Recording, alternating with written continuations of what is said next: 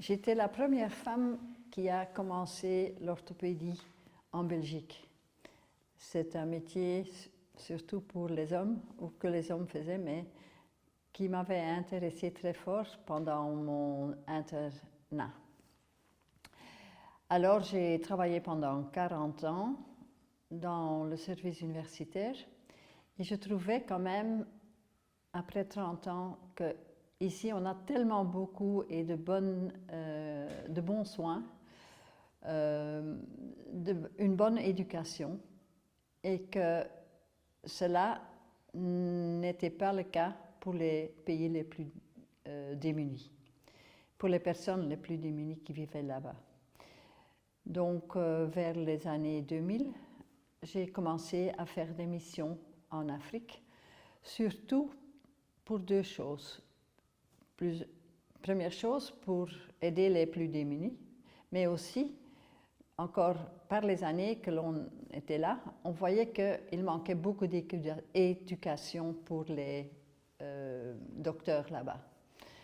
Ce sont surtout les docteurs qui travaillent dans les villes, qui sont spécialisés.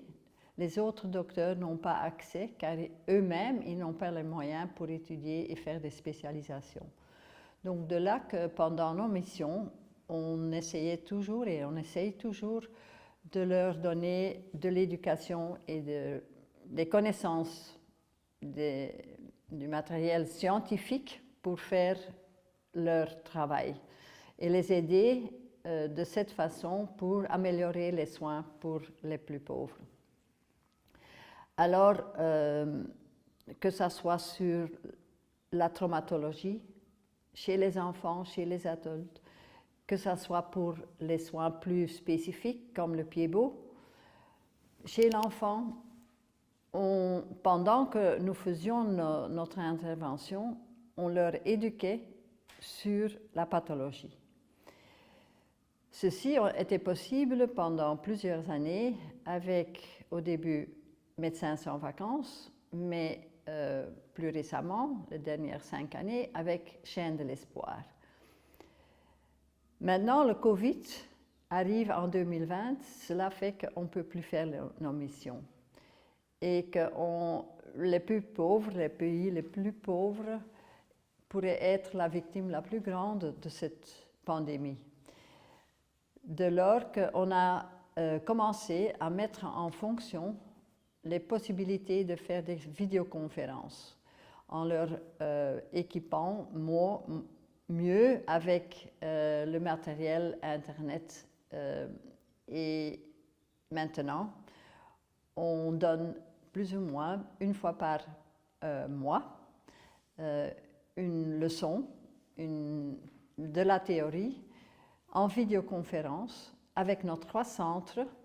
C'est aussi bien pour les kinés, pour les infirmiers, pour les médecins, que l'on donne plus de topics qu'ils ont besoin pour faire leur travail. Donc la théorie d'une façon, la pratique naturellement de l'autre côté, et aussi les questions qu'eux ils ont, en voyant des cas qui sont difficiles et qu'ils ne savent plus résoudre, et comme on n'en vient plus, ils ne peuvent plus les garder pour nos missions. De ce côté-là, on leur stimule quand même beaucoup de nous envoyer par WhatsApp, par Telegram, les cas qu'ils ont. On leur donne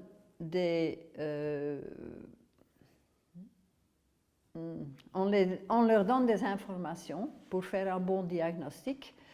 Et puis, on arrange une vidéoconférence. Alors, on va décrire le cas, on va discuter le cas avec les 3 centres ensemble et on leur suggère des solutions. Si c'est une solution chirurgicale, on va leur aider sur distance même comment faire la chirurgie. Et de cette façon, on voit que les docteurs de là-bas, ils nous envoient encore plus qu'avant des questions, des cas, et ils demandent des solutions.